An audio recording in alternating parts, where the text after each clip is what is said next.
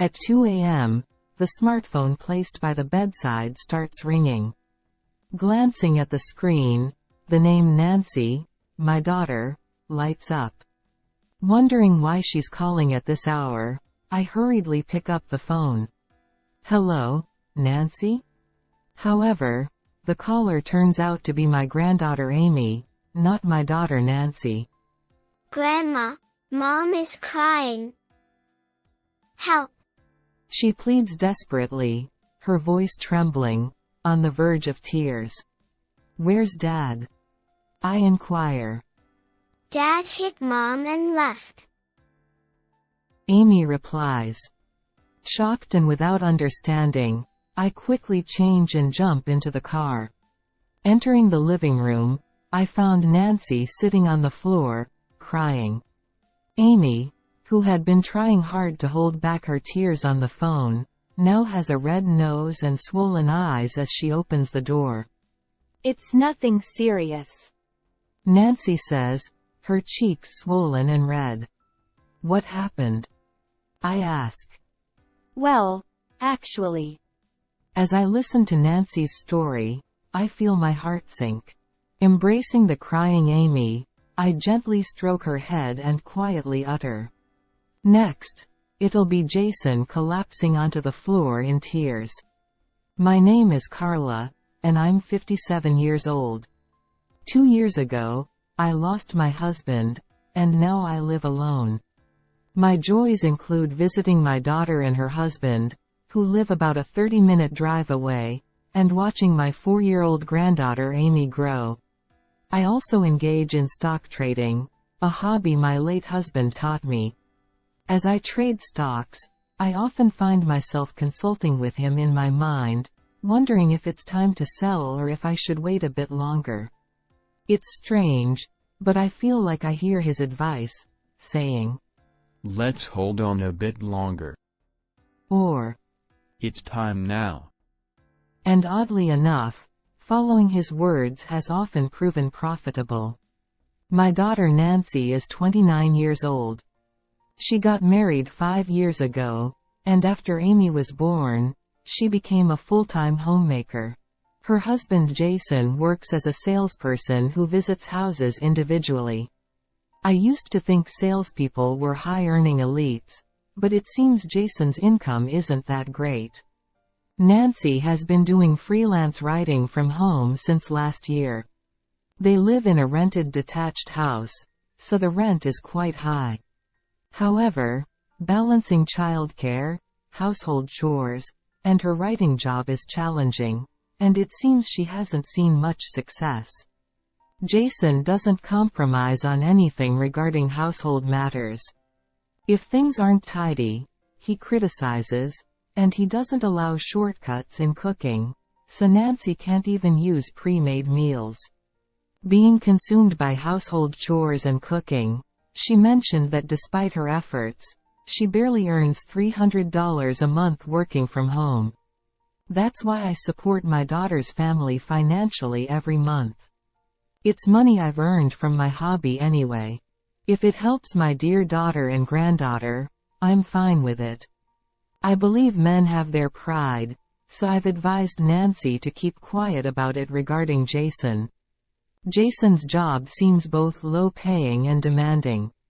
Whenever I visit, he quickly returns to work after chatting with Nancy upstairs, often just taking a shower and rushing out immediately. "Being a salesperson seems tough, Jason," I remarked once. "I need to prepare documents for the houses I'll be visiting tomorrow. It's part of the job," he replied without complaint, showing his dedication. "I'm sorry for leaving so soon while you're here. I'll be back," he said as he left again in his suit. Watching him leave, I sighed. I hope he doesn't wear himself out. Nancy chuckled at my words, but I could sense some dissatisfaction in her expression. Peering at her face, I teased, "Are you sulking because he didn't eat the meal you made?" "Huh? No, it's not that," Nancy replied, reluctantly. "It's understandable. It's his job. I reassured her. I know. Nancy reluctantly responded, her demeanor showing hesitation. Both Mom and Dad are busy, so if you feel lonely, just call Grandma. This picture with Amy is Grandma. I explained, teaching my icon to Amy and setting up to contact from Nancy's phone. I showed her how to make calls multiple times, ensuring she could do it on her own. I never imagined that teaching her would unexpectedly prove useful in a different way. At 2 a.m., my phone rang by my bedside. Half asleep, I fumbled for it, wondering who could be calling at this hour. When I checked the screen, Nancy's name was glowing. Worried that something might be wrong, I hurriedly answered the call. Hello, Nancy? But it wasn't my daughter Nancy on the line. It was Amy. Grandma, Mommy is crying. Help us. Amy said, her voice trembling, desperate to convey the message. Confused, I asked, "Where's Daddy?" Amy replied, Daddy hit Mommy and left. What? I thought I misheard. He hit her? Daddy hit Mommy? Amy confirmed. Can I talk to Mommy? No, Mom, no matter what I say, she won't respond. I hurriedly changed and jumped into the car. When I arrived home and pressed the intercom, Amy opened the front door for me. Amy, who had been desperately holding back her tears on the phone, now had a red nose and eyes from crying. I'm sure she was extremely anxious during the 30 minutes before I arrived. Where's Mom? Over there. I patted Amy's head, indicating the living room, and took off my shoes. As I walked down the hallway, Amy followed me, sobbing. In the living room, Nancy was sitting on the floor, crying. Her disheveled hair, covering her face with one hand as she cried, made me and Amy both uneasy. Nancy, what happened? I shook her shoulders forcefully, and Nancy looked up, startled. Mom? She muttered in a bewildered tone, not understanding why I was there. Where did he hit you? Show me. I unwrapped Nancy's hand. The area she had been covering was red and swollen. Nancy gasped, and covered it again with her hand. It was just a slap, nothing serious. Her voice trembled as she said so. I couldn't believe it was nothing serious. Even if it was a marital dispute, I couldn't believe he would hit her so hard. What happened? I dabbed Nancy's cheek with a wet towel. Actually, I couldn't tell Mom until now. But it seems like Jason is cheating. Cheating? Yes. The other day, he said he was going back to work, but he asked me for money. Why would he need tens of thousands of dollars to go back to work? I don't know, but just suspecting cheating because of that. The other day, when Jason wasn't home, I looked through his bag and found a lighter with a hotel's name on it. It's not a hotel for staying alone. It's the kind of hotel a man goes to with a woman. He's asked for money from you several times before. So today, I refused. And then he hit you? Yes. But he even tried to hit Amy, who was trying to stop him. I desperately intervened, and in the end, he took money from my wallet and left. Listening to Nancy's story, I felt my heart chilling. What shocked me the most was that Jason tried to hit Amy. I kept thinking if I could continue living with such a person. Amy tightly grasped my sleeve, perhaps recalling that moment. She whimpered and burst into tears. I felt unforgiving. Of course, cheating was unacceptable, but raising a hand to family was despicable, and I trembled with anger. Fathers are supposed to protect their families. I wanted to shout. But lecturing wouldn't damage him. If he had any remorse, it would have happened when Nancy spoke up or when he attempted to strike our daughter. Embracing the crying Amy, gently stroking her head, I quietly uttered, "Next time collapsing on the floor in tears will be Jason's turn." Huh? I smiled and nodded reassuringly at Nancy's anxious gaze. "Just live with Jason a little longer. It'll be okay. I'll live with you too," I added and continued. "We'll buy a voice recorder to record all conversations with Jason." But if he demands money, he might hit Amy again. "Record it when he demands money too. You can give him the money, that's fine. Keep Amy always with me. I'm worried about you, but we also need evidence," I explained. As long as Amy is safe, I'll be okay," nodded Nancy with a mother's resolve, and I captured her face with my smartphone. "Even your swollen cheek will be evidence." The next day, I barged into Nancy's house with my belongings in tow. "It seems Nancy isn't feeling well. I'll stay with you for a while to take care of the house and Amy," I stated. Jason was taken aback by my sudden visit, wearing an apologetic expression. "Oh, you really shouldn't be inconvenienced. I'll help with the house and Amy." His amiability was fitting for a salesman, indeed. "Amy tends to run around, and it would be exhausting for you." His concern for me truly made him seem kind-hearted. "That's all right. What worries me more is whether Jason will be satisfied with the lunchbox I make. It's a secret from Nancy, but if you aren't full, you can buy something with this," I whispered as I discreetly handed Jason $200. "Oh, I feel really bad about this." Scratching his head, Jason pocketed the money despite his words. With this, he couldn't oppose my decision to stay here anymore. From that day on, I made sure to spend all my time with Amy whenever Jason returned home, even joining her in the bath. While being cautious not to let Amy overheat, I made sure we stayed in the bath for at least an hour. This was to allow Jason to talk to Nancy without being wary of my presence. "Thanks, we're done," Jason would say when we exited the bath. "Well, I guess it's my turn now," he'd say with a smile. "Take your time," I'd reply. While appearing friendly with Jason on the surface, as soon as he entered the bathroom, I turned to Nancy for confirmation. "Did he say anything?" I asked. He did. He seemed puzzled because Mom suddenly decided to live with us. Nancy replied with a chuckle. When he asked if I had said anything, I told him about yesterday when he hit me. He went silent, so I said, "Surely I can't say that." "And what did he say?" Then he threatened, "Shut up, or I'll hit you again."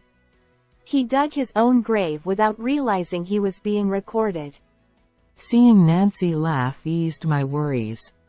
She seemed like a different person from the one I saw last night. I hoped that my presence would be a source of encouragement. We nodded in agreement, knowing we had taken the first step. On the evening of the next day, while Jason was taking a bath, what we did was to check his line messages. It was to find out if he was cheating, but to our dismay, Jason seemed to have relationships with multiple people. Even with children, how could he do this? Nancy muttered, disgust evident in her voice. With so many women he was cheating with, no amount of money would ever be enough. "Wanna meet up? Let's go to that hotel again. Yesterday was amazing." These were the messages included in the chat. Slowly scrolling, we recorded Jason's phone along with the conversation. Wait a minute. Does this mean? Nancy paused, staring at the screen intently. The chat contained these words. "Next week, come over to my place again, Mr. Salesman." With last week's date. Ending with a heart emoji, Nancy frowned in discomfort. He even got involved with clients? Disgusted and speechless, we looked up at the ceiling, sighing deeply. The next day, we went to consult with a lawyer. Mr. Smith, the lawyer, listened carefully to our story. He explained that a video recording of line chat alone wasn't solid evidence. He suggested that if we had photos of the two entering and leaving the hotel receipts, credit card statements, and so forth, it would be helpful. This one with the date last week. I paused the video we were watching together and pointed to the words. Next week, come over to our place again. Mr. Salesman. Spoken by a woman. Next week means this week, right? We might still be in time. We immediately decided to hire a private investigator and requested an investigation, including Jason's actions during work, how much time he spent at clients' homes, and so on. 3 days later, we received a call from the detective. After reviewing the investigation report, we nodded with satisfaction. It's fantastic. Please continue. We told the detective. Having obtained evidence of infidelity, we proceeded with plans to set a trap for Jason at home. I withdrew a portion of the money I earned from stocks, $50,000 from the bank, and placed it in the dresser on the second floor of Nancy's house. It was located in the bedroom where I was staying overnight in their house. The dresser was nearly empty already. While Jason was working during the day, we had been gradually moving clothes and personal belongings to my house so we could move out anytime. Since the drawers were empty, the money would stand out conspicuously. The neatly bundled bills of $10,000 each would surely catch Jason's eye. I gave Jason $200 the other day. How long do you think that will last? I asked, and Nancy responded, tilting her head. It varies depending on the situation. But if he thinks Mom has money, he might spend it all soon. That would be a good timing then. We gently closed the drawer containing the $50,000. That night, as usual, I was about to take a bath with Amy when my phone rang. It was Nancy calling. I had asked Nancy to call me if Jason demanded money. I told Amy to wait for a moment and quietly made my way upstairs, carefully listening outside the bedroom where I stayed overnight. More money? What on earth are you using it for? Shut up. Your mother can hear you. Just give it to me quietly. Or else. What? Are you going to hit me again? If you don't want to get hit, give me the money quickly. What's taking so long? Nancy sighed and I heard the drawer opening. Here, $500. What's wrong with you? Giving me such a big amount. As I heard the sound of the drawer closing, I slid open the sliding door. Sorry, Nancy, Jason. I was going to take a bath but suddenly felt dizzy. Can I lay down for a bit? Huh? Are you okay, Mom? Nancy immediately prepared the bed, and I lay down. Even Jason, with no room for a polite smile, muttered something and left the room. When I heard Jason leaving from the front door a while later, I got up from the bed. We need to hurry. We left Nancy's house with the money from the dresser and our belongings packed. The next day, Jason received a call from lawyer Smith. We scheduled a meeting with Smith present to discuss divorce arrangements. Then, I made a call to Jason's workplace, informing them that I had an important matter to discuss as Jason's mother-in-law. I asked to speak with the manager and relayed the message, requesting them to keep it confidential until the meeting. With that, everything was set in motion. On the day of the discussion, Jason visited my house. I had instructed Amy not to come downstairs. Jason, without greeting me, sat abruptly across from Nancy, not bothering to conceal his dissatisfaction. Lawyer Smith greeted and handed over his business card, to which Jason mumbled and nodded in response. So? You want a divorce? What are your demands? Jason turned to Nancy and bluntly stated, Yes, I do. I want a divorce. And I also want alimony and child support. Nancy replied. What? Are you kidding me? You just left the house out of the blue wanting a divorce and now you demand alimony and child support? Mr. Smith, the inconvenience is on my side. Jason banged the table, glared at Nancy, and looked troubled at Mr. Smith. I have evidence of your infidelity. And evidence of domestic violence. Nancy placed photos of Jason and another woman leaving a hotel taken by a detective on the table. Then I showed a photo from my phone of Nancy's swollen cheek and played a voice recording where Jason admitted to being violent. Disgusting. Did you deceive me? Recording even such conversations secretly. Huh. Jason raised his voice and tried to grab Nancy's collar, but Mr. Smith and I intervened. Please calm down. Acting too aggressively could get you in trouble. Mr. Smith retorted sharply. Jason reluctantly complied with Mr. Smith's firm words and settled back down. I intend to hear both sides as much as possible. However, if this mediated divorce fails, Nancy seems inclined toward divorce mediation or litigation. She seems well prepared with evidence and doesn't seem willing to back down. Smith subtly urges Jason to relent. Jason, who had been silent in thought, suddenly exclaimed. But even if it's a divorce because of my infidelity, I still have the right to property division, right? Smith responds. That's correct. If Mr. Jason claims it. Jason triumphantly declares.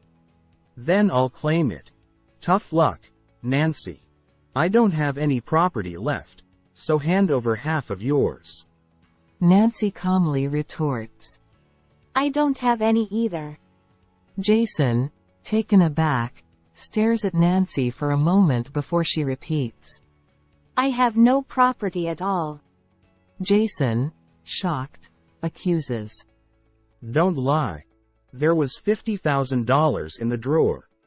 I explained. Oh, that was mine. My mom has been supporting us monthly. The money you received was also from my mother's assistance. With a horrified expression, Jason exclaims, Jason, what? Nancy continues. If you and Nancy divorce, I won't have any reason to support you. In fact, I whisper to Jason. I'm filled with the desire to sue for assaulting my precious daughter. Jason pales. Unfortunately, it seems the shock of not receiving money hits her harder than my words. But we do not intend to end it with this. And with that, Nancy laid out several more photos on the table. They were pictures of Jason making sales visits, depicted visiting a single house. You spent an hour and a half at this house. Is it usual for sales visits to take that long?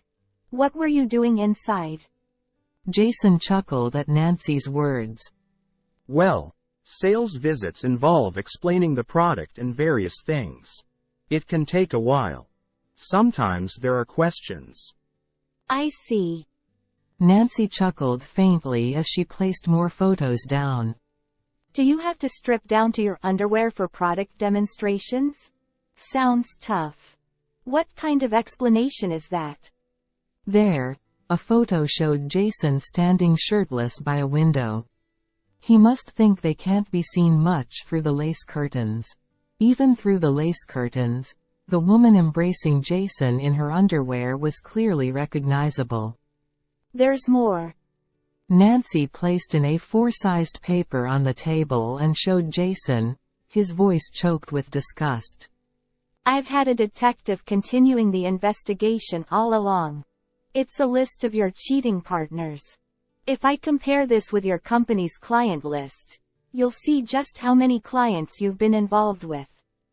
Jason was already speechless. At that moment, I rose from my seat at the sound of the doorbell. What a perfect timing, I said. To my words, Jason exclaimed. No way. As I opened the door and courteously expressed gratitude, Jason gasped when he saw the person I ushered into the living room. Boss. Jason exclaimed, collapsing onto the floor, clutching the photos and lists on the table to his stomach. I'm sorry. I'm so sorry. I'll pay compensation, child support, and anything. Please forgive me. Jason pleaded. Nancy and I exchanged glances and sighed. How unfortunate, I said. You're too late. We've already prepared duplicates of everything, Nancy added. We placed the photos and lists in front of the boss. As the boss looked through them in disbelief, Jason's cries echoed through the room. Naturally, Jason was fired. Furthermore, he's being sued by the company and by the husbands of his clients. Apparently, the clients' wives turned them back on him. I was tempted. I was coerced. And made Jason the sole villain. It's his own fault, I believe. Of course, Nancy shows no mercy. She's demanding compensation and child support through Mr. Smith. Unable to pay everything he has been owed and even his rent, Jason was evicted from his home. Come to think of it, Nancy mentioned seeing him doing road work, a job he's not used to. He looked like he was about to cry as he was yelled at by younger colleagues. As for us, we are happily living together in my house, the three of us. Nancy has started working outside the home. While I take care of Amy, I don't feel any burden at all. On the contrary, every day feels fulfilling. Even though we live together, Amy still occasionally calls from Nancy's phone. I love you, Grandma. Hearing her lively voice fills me with happiness.